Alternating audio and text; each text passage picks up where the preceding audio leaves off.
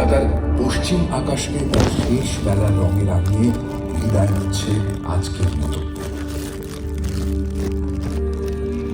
পশ্চিম দিগন্তে সূর্যাস্তের পরে গোধূলির আকাশ মনে করিয়ে দেয় নামছে অন্ধকার। দিনের শেষ অবশিষ্ট আলোতে আকাশে দেখা যায় একে একে আলোক বিন্দু। রাতের আকাশের অনবদ্য মহিমা এখন আমরা দুচোখ ভরে দেখছি। মহাকাশ সাগর সৈকতে দাঁড়িয়ে নক্ষত্র খচিত অজানা অনন্ত সাগর আমাদের সম্মুখে। সম্মুখে অজানার হাতছানি, হাতছানি মহাকাশ সাগরের।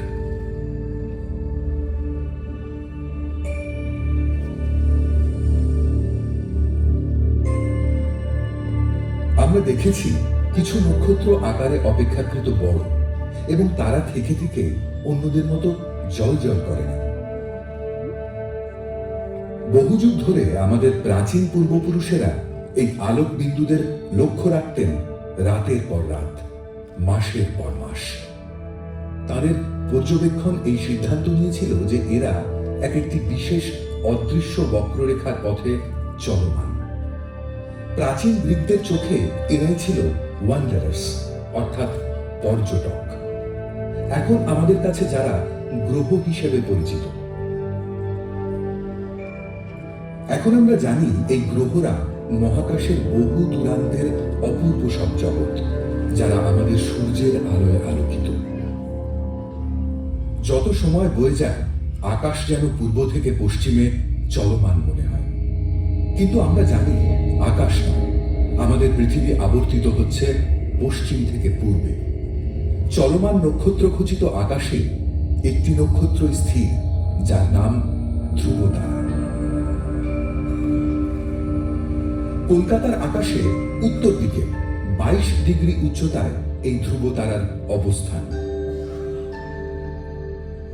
আকাশে ইতস্তত বিক্ষিপ্ত অগণিত নক্ষত্রদের মধ্যে আমাদের পূর্বজনেরা কিছু কিছু নকশার কল্পনা করতেন। তারা এটাও লক্ষ্য করেছিলেন যে নক্ষত্রদের মধ্যে পরস্পরের দূরত্ব সারা বছর একই থাকে। আকাশে নক্ষত্রদের অবস্থান স্থির করার জন্য স্বল্প দূরত্বে অবস্থানরত নক্ষত্রদের এক একটা গোষ্ঠীতে ভাগ করেছিলেন তাঁরা। এইরকম 88টি নকশার প্রত্যেকটিকে কতগুলো কাল্পনিক রেখায় সংযোগ ঘটালেন। আকাশে ছড়িয়ে থাকা নক্ষত্র গোষ্ঠীর এই নকশাগুলো ছিল কাল্পনিক, কিন্তু মানুষের দৈনন্দিন পরিচিত ছবি। এরাই হলো কনস্টেলেশন বা তারামণ্ডল। সাগরযাত্রীরা যুগ যুগ ধরে আকাশের প্রাচীন মানচিত্রের সহায়তায় গভীর সমুদ্রের দিক নির্দেশ করতেন আর ধারণা করতেন সময়। প্রাচীন আকাশ পর্যবেক্ষকদের তারামণ্ডলকে ঘিরে পুরাণের কল্পকাহিনী ক্রমশ সম্পর্ক খুঁজে পেল ঋতু পরিবর্তনে, আসন্ন বন্যা এবং ক্ষেতে বীজ বপনের সময়ের সঙ্গে। আজকের আকাশের তারামণ্ডলদের মধ্যে লক্ষণীয়টি হল অরায়ন বা কালপুরুষ। এই সুস্পষ্ট নক্ষত্র গোষ্ঠীর নকশা গ্রিক পুরাণের দুর্জয় বীর অরায়নের প্রতীক। শিকারীর কটিবন্ধে একটি সরল রেখায় 3টি উজ্জ্বল নক্ষত্র মানুষের জীবনে বহু যুগের এক তাৎপর্য বহন করে চলেছে। আজকের আকাশের অন্যান্য তারামণ্ডলগুলো হল আরসা মেজর বা গ্রেট পেয়ার, ভারতবর্ষে যাকে আমরা সপ্তর্ষি মণ্ডল বলে থাকি, Cassiopeia the queen, Taurus the bull বা বৃষ রাশি,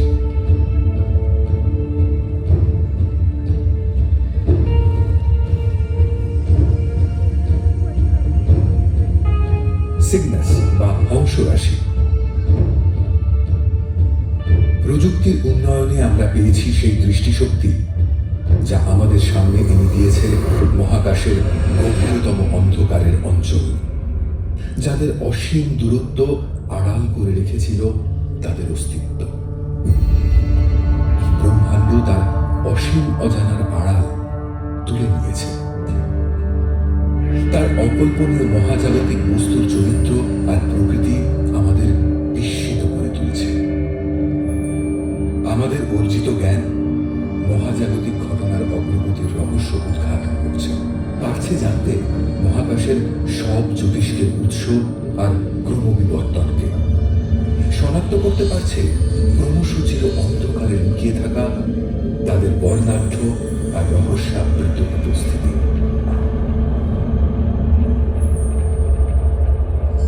এবার আমরা মহাকাশের কিছু বিশাল, বিস্ময়কর ও বর্ণাঢ্য ঘটনার সাক্ষী হতে চলেছি। মহাকাশে আমাদের চেনা অনেক বস্তুর সৃষ্টির মূলে কাজ করছে ভয়াবহ মহাজাগতিক সংঘর্ষ, আর সেই সৃষ্টির গল্প এখন উপস্থিত করছে দ্য কসমিক কলিশনস।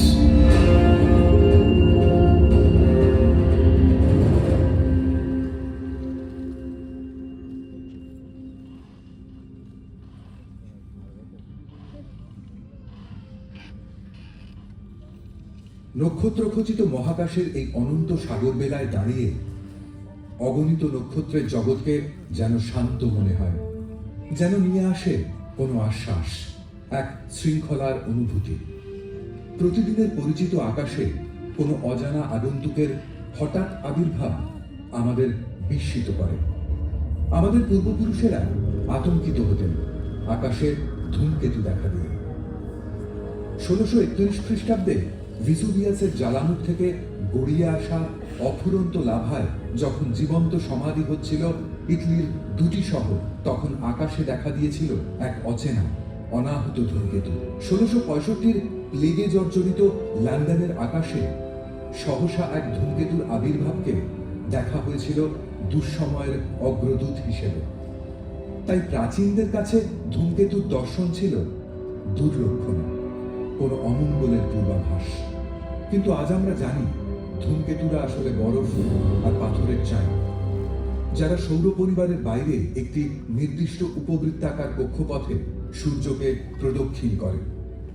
যখন ধূমকেতু উত্তপ্ত সূর্যের দিকে আকর্ষিত হয়, তখন কঠিন বরফ গলে গিয়ে সৃষ্টি করে লক্ষ লক্ষ মাইল ব্যাপী ধুলো আর বাষ্পের লেজ। এই ধূমকেতুর লেজ থেকে ফেলে যাওয়া উল্কাখণ্ডগুলো পৃথিবীর আবহমণ্ডলে প্রবেশ করে বায়ুমণ্ডলে সংঘর্ষ ঘটাবে।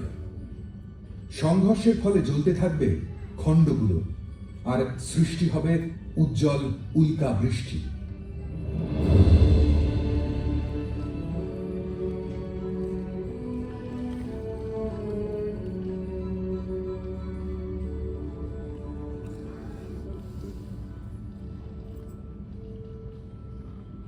এই বিপুল ব্রহ্মাণ্ডের এক অতি ক্ষুদ্র সদস্য এই পৃথিবী, যা সবকিছুর পরিবর্তন ঘটে চলেছে দ্রুত গতিতে। শুধু পৃথিবীতে নয়, পরিবর্তন ঘটে চলেছে অবিচ্ছিন্নভাবে ব্রহ্মাণ্ড জুড়ে। শুধু গ্রহ বা নক্ষত্র নয়, নক্ষত্রপুঞ্জেরা ছুটে চলেছে ব্রহ্মাণ্ডব্যাপী অভিকর্ষের অমোঘ আকর্ষণে। একসময় তারা সংঘাতেও লিপ্ত হতে পারে। এই সংঘাত আশঙ্কাজনক, কিন্তু তা ভয়ঙ্কর হতে পারে, আবার কখনো সুন্দর। আসুন আমরা পাড়ি দিই পৃথিবীর আশেপাশে, পেরিয়ে যাই সুদূর ছায়াপথ, বুঝতে থাকি কেমন করে মহাজাগতিক সংঘাত গড়েছিল ব্রহ্মাণ্ডের অতীতকে, বদলে দিচ্ছে বর্তমান, আকার দিয়ে চলেছে আগামীকালের।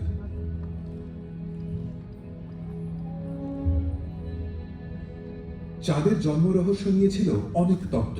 সাম্প্রতিককালে বিজ্ঞানীরা নিয়ে এলেন নতুন একটি। আসুন আমরা পিছিয়ে যাই সময়ের পথ ধরে 450 কোটি বছর অতীতে, দেখতে কি ঘটেছিল সেই সময়।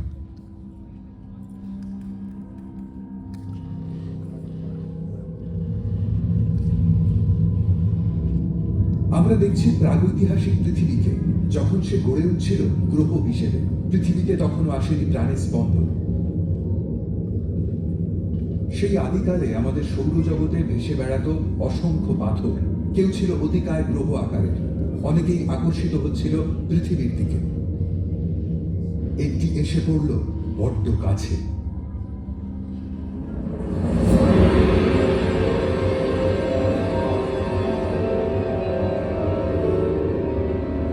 ঘটল এক প্রচন্ড সংঘর্ষ। পৃথিবীর একাংশ উৎক্ষিপ্ত হল। মহাকাশে ছড়িয়ে পড়ল ধ্বংসাবশেষের গলন্ত পাথর। কিছু পাথর ফিরে এলো বিধ্বস্ত পৃথিবীতে।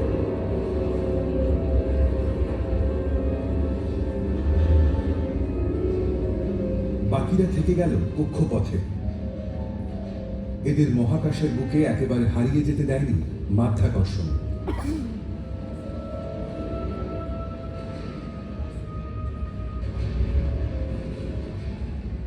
পৃথিবীকে কেন্দ্র করে ঘূর্ণায়মান অসংখ্য পাথর মাধ্যাকর্ষণের প্রভাবে পরস্পরের কাছে আসতে থাকল। ঘটছিল আরো সংঘাত, আর গলন্ত পাথর মিলেমিশে সৃষ্টি করতে থাকলো আরো বড় বিন্দু।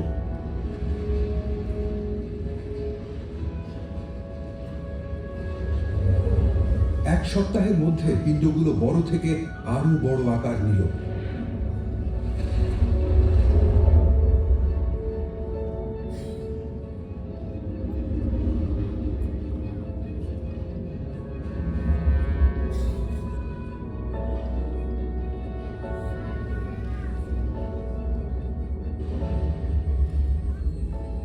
আর এক মাসেরও কম সময়, অবিশ্বাস্য মনে হলেও, জন্ম নিল চাঁদ। হ্যাঁ, এটা ঠিক, মাত্র এক মাসে জন্ম নিয়েছিল আমাদের চাঁদ। এইভাবে জন্ম নিল আজকের চাঁদ। এটা ভাবতে অবাক লাগে যে রাতের আকাশের এই কল্পনারঙিন গোলক আসলে এক বিপুল সংঘর্ষের পরিণতি, কিন্তু এটাই সত্যি। সহস্র পদ্ধতির মধ্যে দিয়ে সংঘর্ষই পৃথিবীতে এনেছিল প্রাণ। সংঘর্ষের শক্তি হেলিয়েছিল পৃথিবীর অক্ষ। এলো ঋতু বৈচিত্র্য, আর চাঁদের মাধ্যাকর্ষণে নদী আর সাগরে এলো জোয়ার ভাটা। তারপর থেকে আজ অনেক শান্ত হয়েছে সৌরজগৎ। তাই বহিরাগত কোনো গ্রহের পৃথিবীতে আছড়ে পড়ার ভয় থেকে আমরা মুক্ত। কিন্তু আরো অনেক সংঘর্ষ আমাদেরকে প্রভাবিত করেছে প্রতিদিন, প্রতিক্ষণে। তার কিছু গুরুত্বপূর্ণ সংঘর্ষ ঘটে চলেছে আমাদের সূর্যে। অবশ্য একথা ভাবার কোনো কারণ নেই যে পৃথিবী আর সূর্যের মধ্যে নিকট ভবিষ্যতে কোনো সংঘর্ষ ঘটতে চলেছে। পৃথিবীর কক্ষপথ বেশ স্থিতিশীল, এবং তার স্থিতিশীল থাকবে আরো বেশ কয়েক কোটি বছর। পৃথিবীর বুকে শত কোটি প্রাণ স্পন্দিত হয় সূর্যের গভীরে অবিরাম সংঘাতের কারণে। আমাদের সূর্য একটি নক্ষত্র, রাতের আকাশে অসংখ্য নক্ষত্রের একটি। সূর্যকে শান্ত এবং দীপ্ত একটি স্বর্ণ গোলকের মতো দেখায়, কারণ সূর্যের অবস্থান তুলনামূলকভাবে আমাদের অনেক কাছে, কিন্তু সূর্য কোথাও শান্ত নয়। সূর্যের শীতলতম অংশ বলেই সৌরকলঙ্কগুলোকে কালো দেখায়। এদের তাপমাত্রা প্রায় 4400 ডিগ্রি সেন্টিগ্রেড। সূর্যের বাকি অঞ্চলের উত্তাপ 5600 ডিগ্রি সেন্টিগ্রেড। সূর্যের বিপুল শক্তি অন্য সব নক্ষত্রের মতোই জন্ম নেয় অসংখ্য প্রোটন কণার সংঘর্ষের মধ্যে দিয়ে।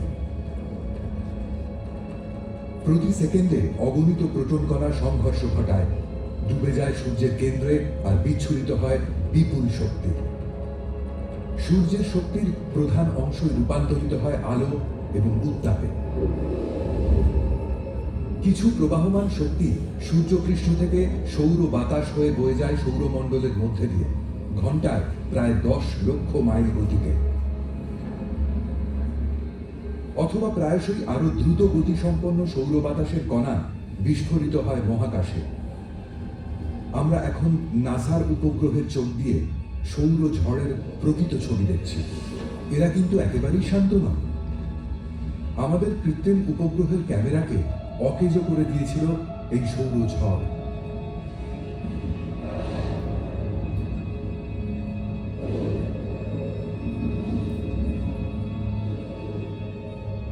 সৌরঝড় বিস্ফোরিত হয়ে বয়ে চলেছে সৌরমণ্ডল জুড়ে, প্রতিদিন, প্রতিক্ষণে।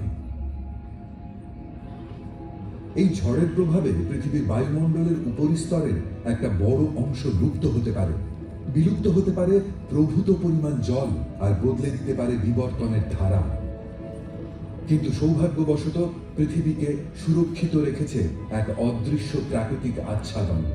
এই দৃশ্য পৃথিবীর চৌম্বক ক্ষেত্রের এক মানুষ চিত্র।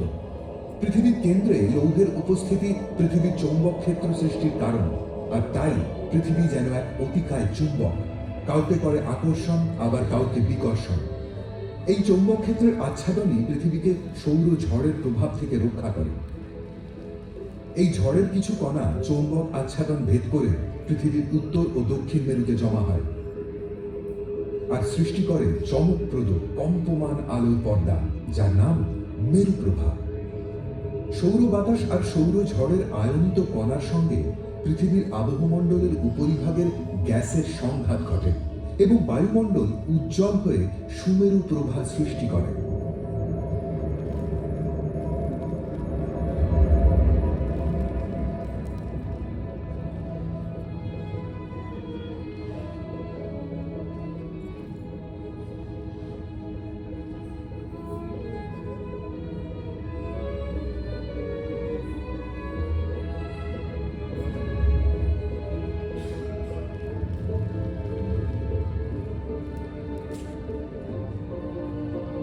যা বিমান চলাচলের এলাকা ছাড়িয়ে অনেক অনেক,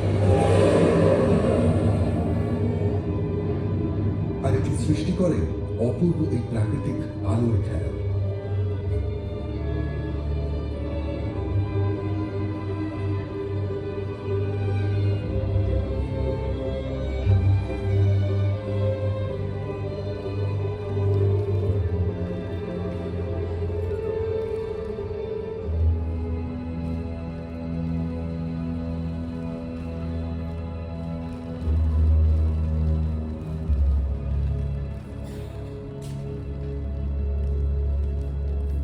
কিন্তু সব সংঘর্ষই সুন্দর আর বিপদ মুক্ত নয়। এমন এক ভয়াবহ সংঘর্ষ পৃথিবীর জীব বিবর্তনের গতিপথকে দিয়েছিল বদলে। সৌরমণ্ডল একটা গ্রহাণুপুঞ্জের এলাকা, যারাও প্রদক্ষিণ করে চলেছে সূর্যকে। গ্রহাণু হলো পাথর আর ধাতব খণ্ড।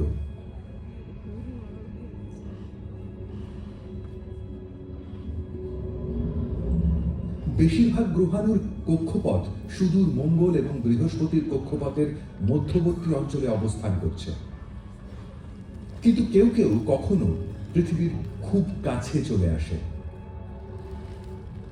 এই সম্ভাবনা 10 লক্ষে একবার, যখন কোনো বিশাল গ্রহাণু পৃথিবীতে আছড়ে পড়ে। তবে 6.5 কোটি বছর আগে এই ঘটনা ঘটেছিল।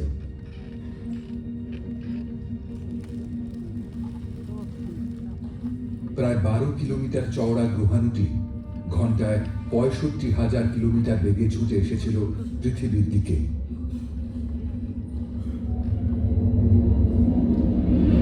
কিন্তু সেই পৃথিবী ছিল না আমাদের এই পরিচিত জগতের মতো। সেখানে ছিল না মানুষের অস্তিত্ব। এই গ্রহ ছিল অতিকায় ডাইনোসরদের বিচরণ ভূমি।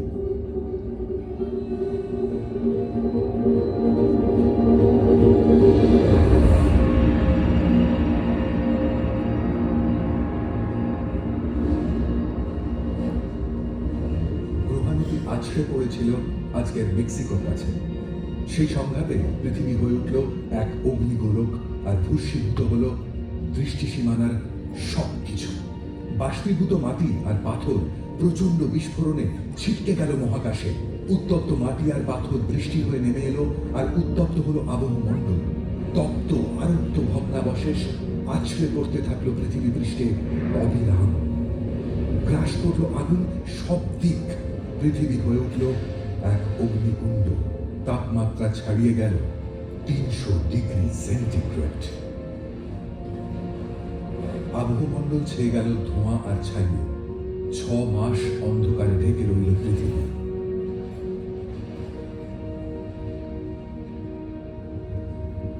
ব্যাপক ধ্বংসলীলা, আগ্নেয়গিরির অগ্নুৎপাত আর সুনামির ফলে নিশ্চিহ্ন হল জীবজগতের 4 ভাগের 3 ভাগ। ডাইনোসর যুগ বেঁচে রইল শুধু জীবাশ্মে।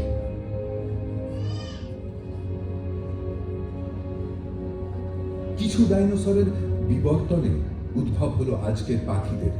কিছু স্তন্যপায়ী টিকে রইল বিবর্তনের পথে বিকশিত হতে। তবে গ্রহাণুর এই সংঘর্ষ না ঘটলে পৃথিবীর মাটিতে হয়তো হাঁটা হতো না মানুষের। এমন সংঘর্ষ কিন্তু আবার ঘটতে পারে।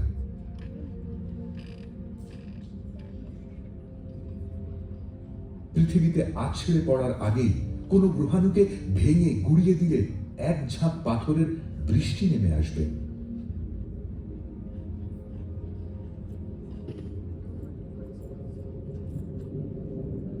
মাধ্যাকর্ষণ শক্তিকে কাজে লাগিয়ে গ্রহাণুর কক্ষপথ বদলে দেওয়া যেতে পারে। কোনো মহাকাশযানকে যদি একটা গ্রহাণুর দিকে পাঠানো যায়, তাহলে মহাকাশযানের সামান্য মাধ্যাকর্ষণ গ্রহাণুর কক্ষপথে যথেষ্ট পরিবর্তন ঘটিয়ে তার গতিপথকে বদলে দেবে। এই পদ্ধতি হয়তো সময় সাপেক্ষ, কিন্তু সময় ধীরে ধীরে বদলে দেবে গ্রহাণুর কক্ষপথ। অবশেষে তার গতিপথ সরে যাবে শত শত কিলোমিটার।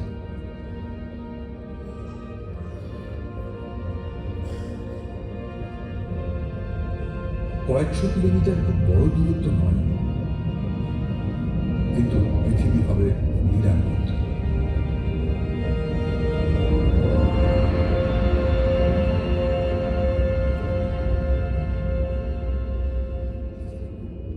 এই মুহূর্তে এটা একটা ভাবনা মাত্র, কিন্তু এই ভাবনা সম্ভাবনা নয়। অনেক বিজ্ঞানীর মতে এটাই শ্রেষ্ঠ উপায়। ভবিষ্যতে আরো উন্নত কোন প্রস্তাব নিয়ে হয়তো কেউ আসবেন, যা সহজেই প্রতিহত করবে এই মহাজাগতিক পর্যটকদের আক্রমণ। আমরা জানি চাঁদের জন্ম এক সংঘর্ষের পরিণতি, আবার এই সংঘর্ষই প্রতিক্ষণে যোগাচ্ছে সূর্যের জ্বালানি। এই সংঘর্ষেই লুপ্ত হয়েছে ডাইনোসরেরা।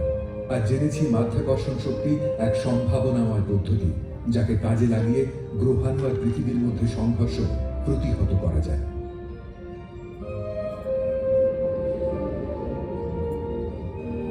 মহাকাশে আমাদের সন্নিহিত অঞ্চলে ঘটে চলেছে এই সব ঘটনা।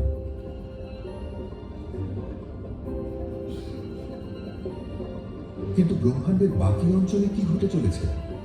ভবিষ্যতেই বা কি ঘটবে? আরো কত মহাজাগতিক সংঘর্ষ আমাদের জন্য অপেক্ষমান?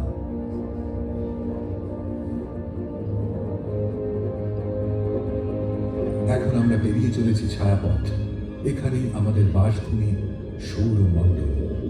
ছায়াপথ হল লক্ষ লক্ষ নক্ষত্র আর সহস্র কোটি গ্রহের বাসভূমি, আর বিপুল পরিমাণ গ্যাস ও ধূলিকণার সমষ্টি।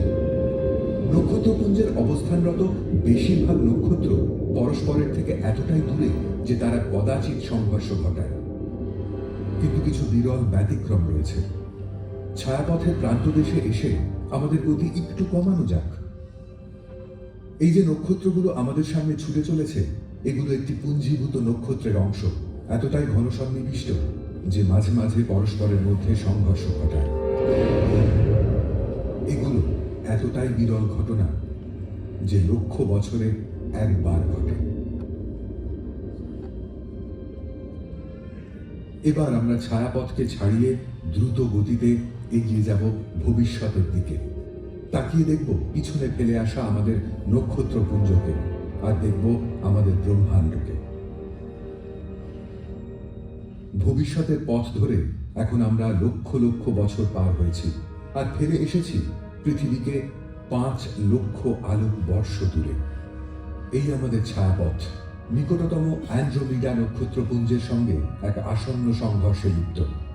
প্রতি সেকেন্ডে এখন আমরা ছুটে চলেছি আলোর গতিতে। ব্রহ্মাণ্ডের আর সবকিছুর মতোই নক্ষত্রপুঞ্জেরাও সবসময় গতিশীল। পরস্পরের থেকে অনেক দূরে থাকা সত্ত্বেও মাধ্যাকর্ষণের অমোঘ আকর্ষণ তাদেরকে কাছে টেনে আনে। এই দুই নক্ষত্রপুঞ্জ এক ঘূর্ণাবর্তে স্বচ্ছন্দে পাক খেতে থাকবে। কখনো চকিতে পরস্পরকে স্পর্শ করে আবার দূরে সরে যাবে। দুটি নক্ষত্রপুঞ্জের গ্রহ আর নক্ষত্রগুলো পরস্পরের থেকে অনেক দূরে থাকায় তাদের মধ্যে কোনো সংঘর্ষ ঘটবে না। বিজ্ঞানীরা মনে করেন সংঘর্ষ ঘটবে দুটি নক্ষত্রপুঞ্জে বিস্তৃত গ্যাস ও ধূলিকণার মধ্যে।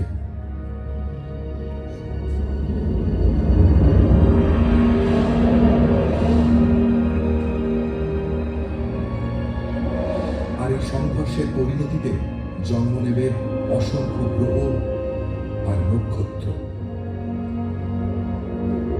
অবশেষে লক্ষ কোটি বছর পরে ছায়াপথ আর অ্যান্ড্রোমিডা এক নতুন অতিকায় নক্ষত্রপুঞ্জে পরিণত হবে। নক্ষত্রপুঞ্জের জন্মাবর্তে সংঘর্ষ একটি স্বাভাবিক ঘটনা। আমাদের ছায়াপথ জন্ম নিয়েছিল ছোট ছোট অনেক নক্ষত্রপুঞ্জের পরস্পরের সংঘর্ষে। সংঘর্ষ ছাড়া ছায়াপথের অস্তিত্ব থাকতো না আমাদের কোনো অস্তিত্ব। মহাজাগতিক সংঘর্ষ চলমান ও দীপ্ত সৃষ্টি করেছে এমন অনেক কিছুই যা আপাত দৃষ্টিতে মনে হয় স্বতঃসিদ্ধ। সৃষ্টি করেছে উজ্জ্বল চাঁদ, সূর্যের উষ্ণতা ও আলো, ঋতুর বৈচিত্র্য আর অবিরাম সমুদ্র সৈকত সিক্ত করা ঢেউয়ের সারি। সংঘর্ষের প্রভাবে ডাইনোসরেরা হলো প্রাগৈতিহাসিক, বদলে গেল